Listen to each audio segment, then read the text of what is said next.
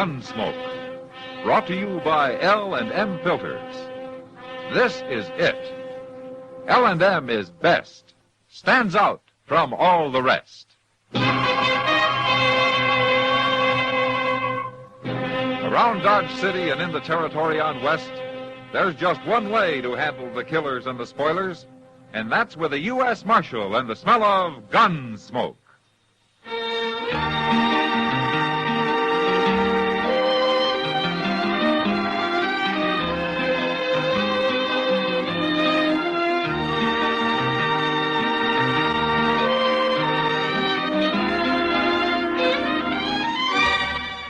Gunsmoke, starring William Conrad. A transcribed story of the violence that moved west with young America. And the story of a man who moved with it. I'm that man. Matt Dillon, United States Marshal. The first man they look for and the last they want to meet. It's a chancy job, and it makes a man watchful. And a little lonely.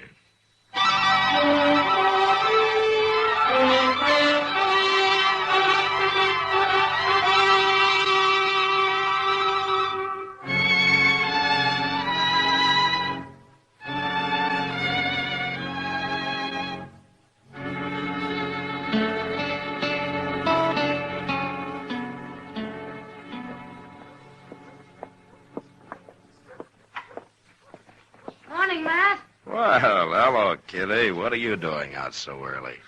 You're not very observant. Look at me. Huh? Oh, that's a riding skirt, huh? I've been clear out to Sand Springs and back before breakfast, too. Alone? I like to ride alone.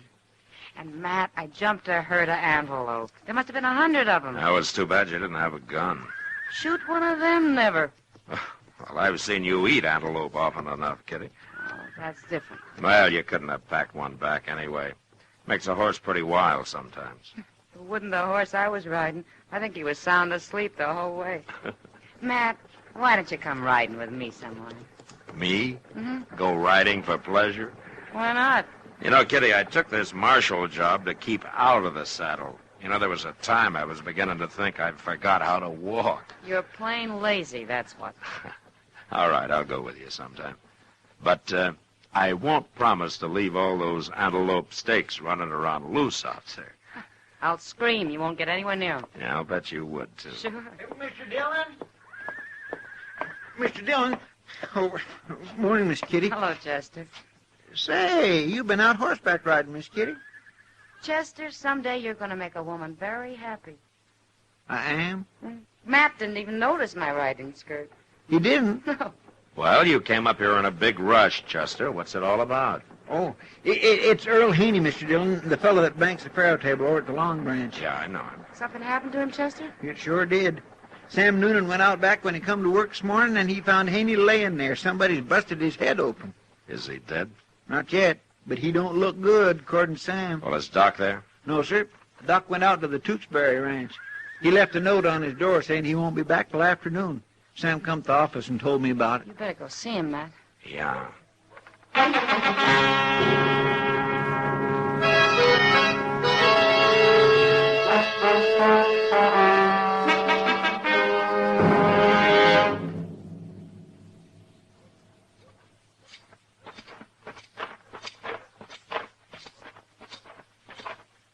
There he is. End of the alley, Mr. Dillon. Well, at least Sam put a blanket over him. Good thing you come, Marshal. Is he still alive, Sam? Oh, he's alive, but he ain't good. He comes to every once in a while, and then he passes out again. Yeah. He say anything about what happened? Well, I didn't try to make him talk, Marshal.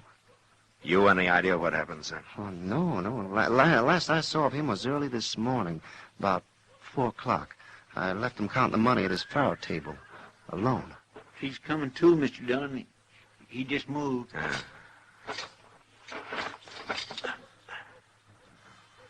Haney? Haney, can you hear me? It's Marshal Dillon. Marshal? Yeah. Who did it, Haney? Who was it? Slugged me with this six gun kept hitting me. Who? Tall fella. He come in when I was alone. Took my gun. All the money. Well, what did he look like, Haney? Besides being tall. Real tall. Red hair. Hey, look at there. He's passed out again. He keeps doing that, Marshal.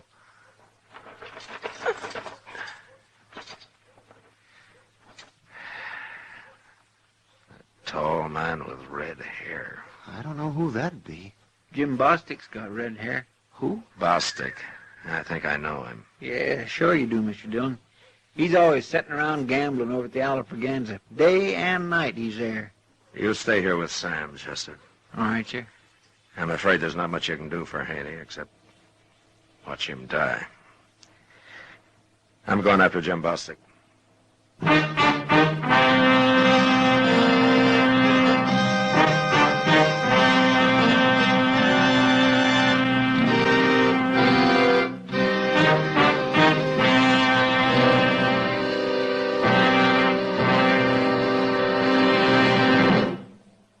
This is it, L&M Filters. It stands out from all the rest. Miracle Tip, much more flavor. L&M's got everything. It's the best. Yes, filter tip smokers, L&M is best. Stands out from all the rest. L&M stands out for flavor. Flavor. Flavor. Flavor. The Miracle Tip draws easy. You enjoy all the tastes. And notice how mild it is. L&M stands out for effective filtration. Filtration. Filtration. Filtration. No filter compares with L&M's Miracle Tip for quality or effectiveness. L&M's got everything. L&M, light and mild. America's best filter tip cigarette.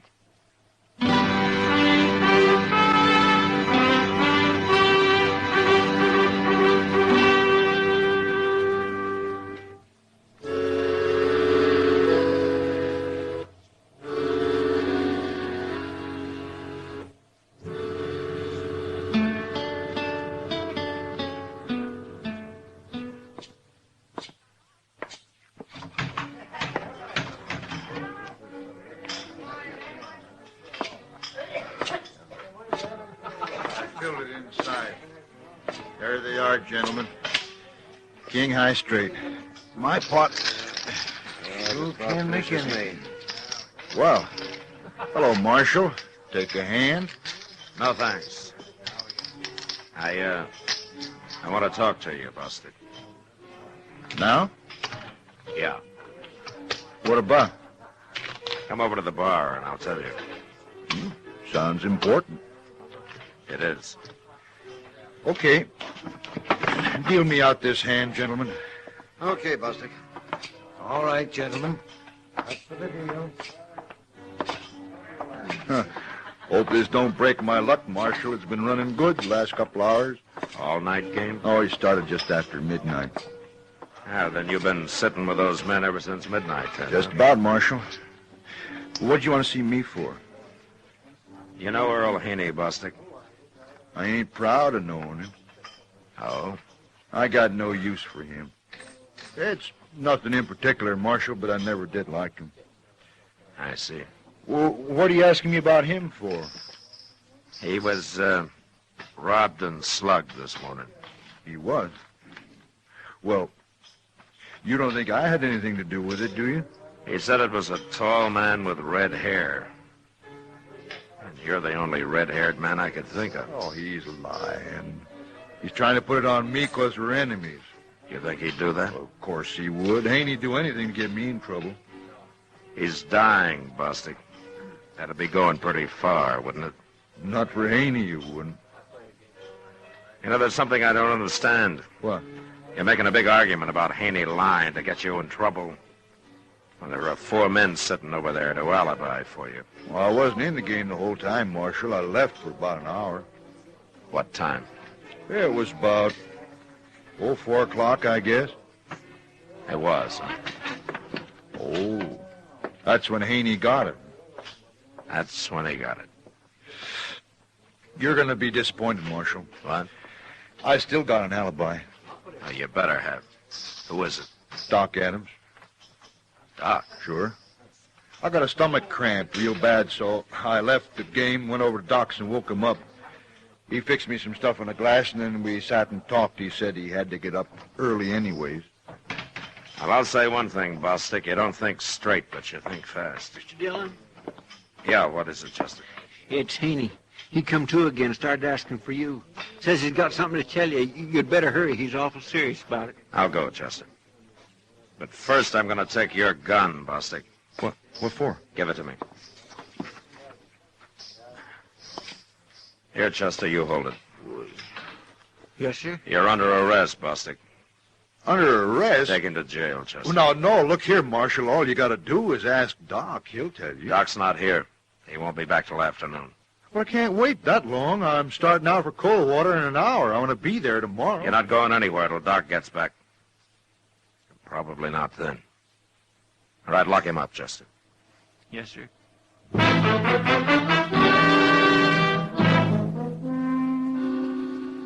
When I got back to the alley where Haney was lying, I found Sam had pulled the blanket up over his face. He'd come to for the last time. And whatever it was he wanted to tell me, I'd never know. Sam and I carried him inside. Then Sam sent for a wagon to take him out to Boot Hill. We had to wait for over an hour. And when it finally showed up, we loaded Haney onto it, and they drove off. I stood in the street and watched them for a minute or two. Then I walked over to the jail.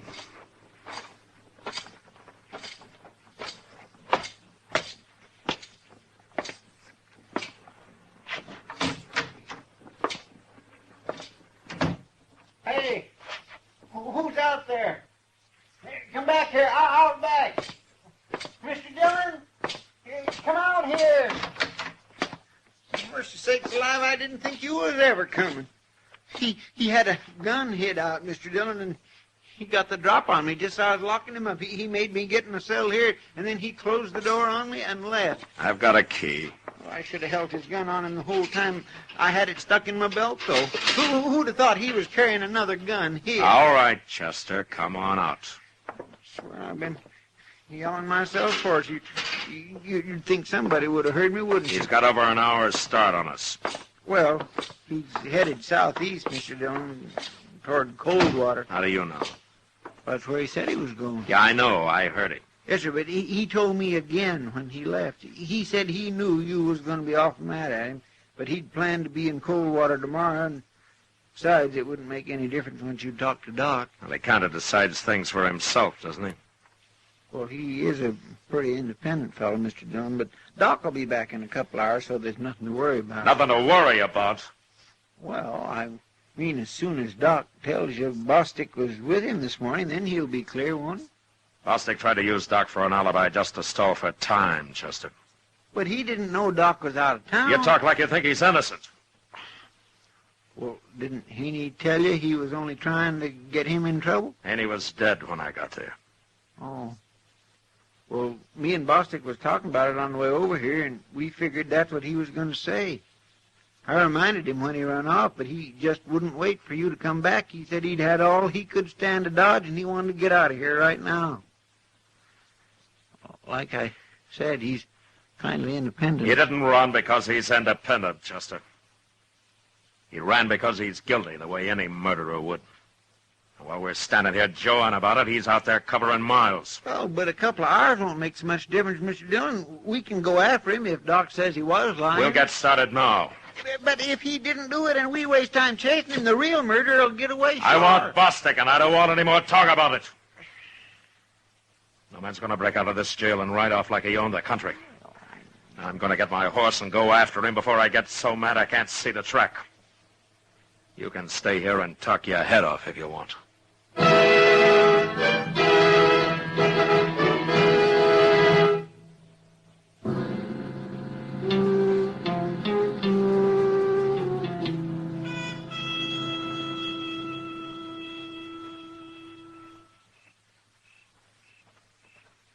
The horse is okay, Chester?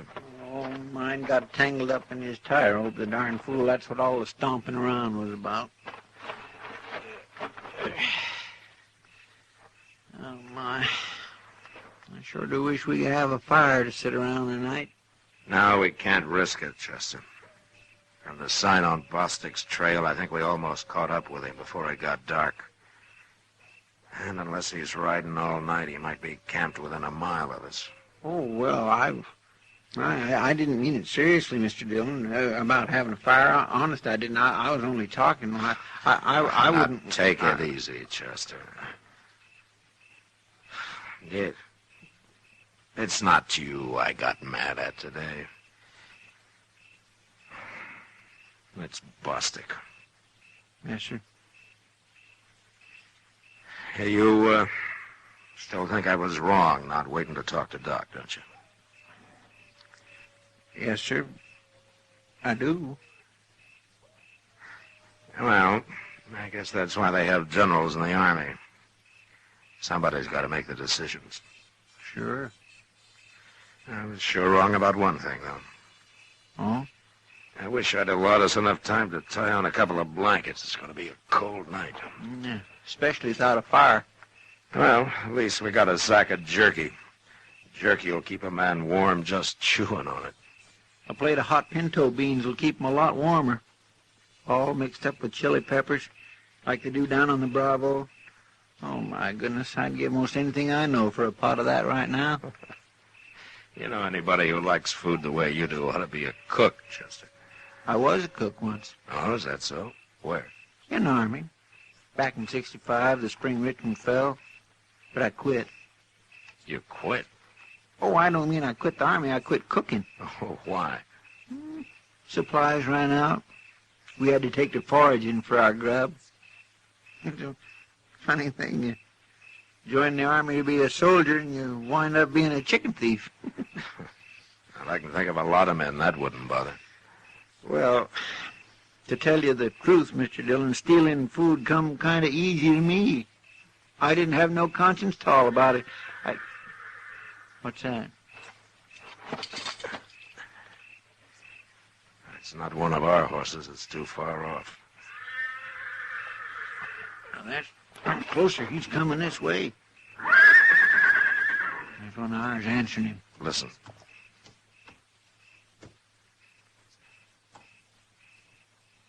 Now, that horse is hobbled, Chester. Come on. There, I see him. Right out there. Yeah, he's seen us, too. He's standing still. I wonder how far he's come like that. Easy now. Don't scare him. Oh. Steady, boy. Hold. Yeah, he couldn't have come very far with those hobbles. Not more than about a mile, I'd guess. How do you figure that? Well, it's been dark an hour and a half. Whoever was riding him unsaddled about then. Let's tie him up, Chester, and we'll go back the way he came. You're thinking it's Bostic's horse. And I'm sure hoping it is. I'd hate to surprise an innocent man into a shooting out there.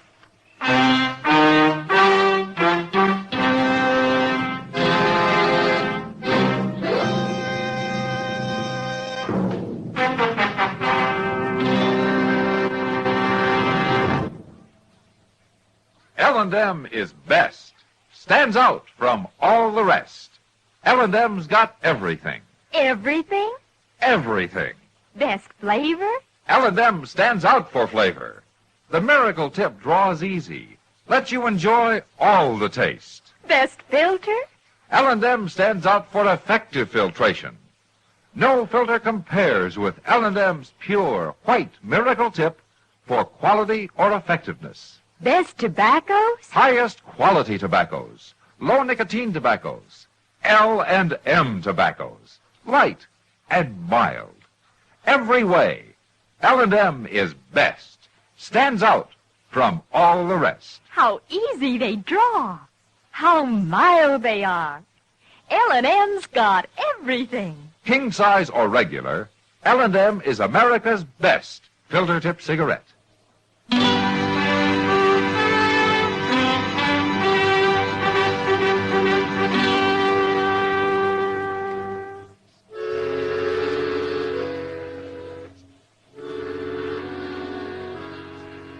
unhobbled the horse and tied him up, then started off across the prairie on foot. A man makes less noise than a horse.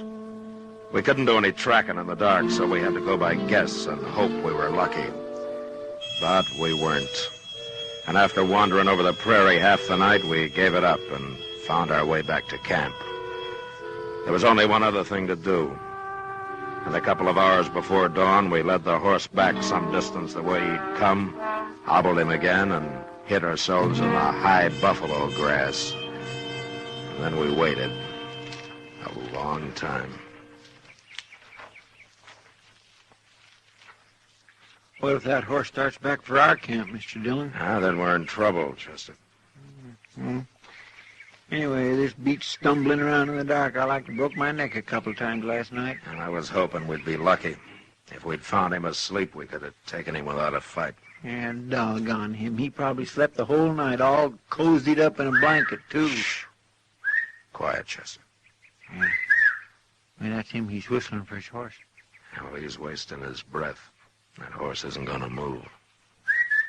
How are we going to take him? You stay on your belly. I'll stand up first. Quiet now. You dang animal. How'd you get so far from camp? I'll tie you up next time. Hold still now. I'll get these hobbles off here. Stay down now, Chester. All right, throw him up, Bostic. They're up.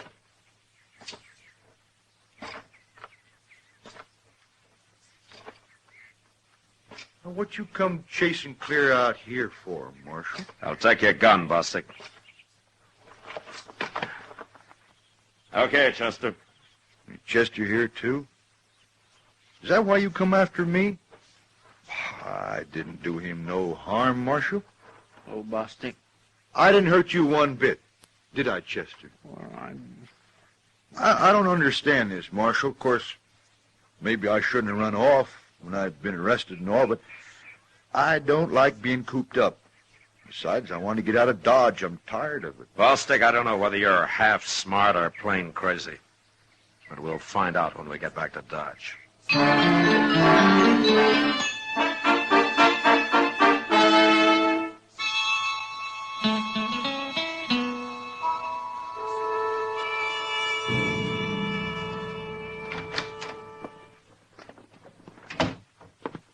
Doc will be down in a minute, Mr. Dillon. He's finishing up an autopsy. An autopsy on who? I don't know. You don't, huh? Did you tell him about Bostic? Yes, sir. Well, what did he say?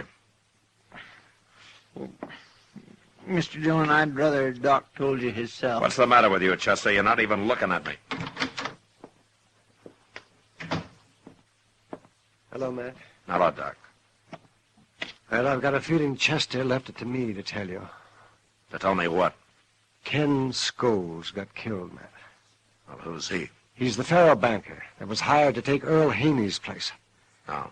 He got killed and robbed the same way Haney did, Matt. Same time, everything. Any idea who did it? He didn't live as long as they tell me Haney did, but Sam got a few words out of him.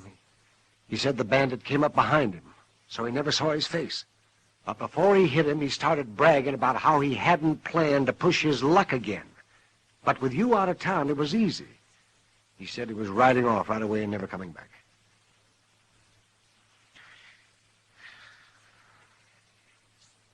Well, I guess there's no use asking you about Bostic, is there? He was with me, Matt, like he said. All right, go get him, Chester. Yes, sir.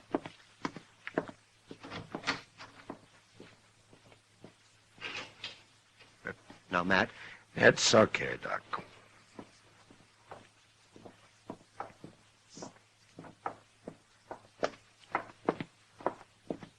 Hello, Doc. How are you? I'm fine, Bostic. I'm fine. Well, Marshal, did he tell you? Yeah, he told me. There's your gun, Bostic. Thanks. You ain't sore at me, Are you, Marshal? A man's been killed because I lost my temper yesterday, Bostic. If I'd been thinking instead and stayed here, it wouldn't have happened. That's bad. That's real bad. Yeah. Marshal, you ever get to Coldwater, I'd like to buy you a drink. You would? Anybody can make a mistake. But it's a rare man that don't try to weasel out of it when he does. Well, I'll be going now.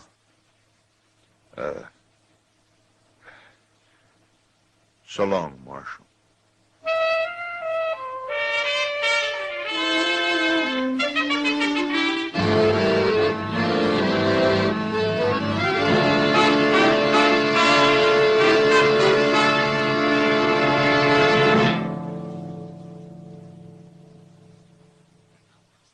And now our star, William Conrad. Thank you, George.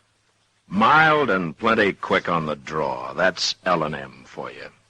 And the pure white miracle tip on the business end of every L&M filters out everything but the taste of the world's finest tobaccos. All you have to do is pick up a carton of L&M's and you'll see what I mean. L&M stands out from all the rest.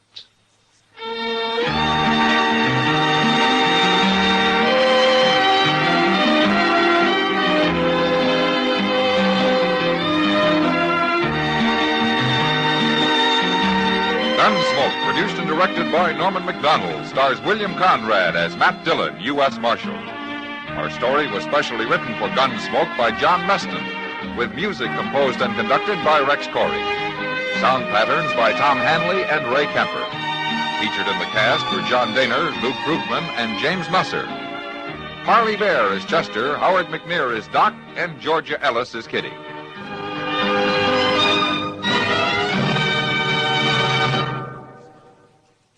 Stop. Start smoking with a smile, with Chesterfield, smiling all the while, with Chesterfield. Put a smile in your smoking, just give 'em a try. Light up a Chesterfield, they satisfy. Put a smile in your smoking. Buy Chesterfield. So smooth, so satisfying. Chesterfield.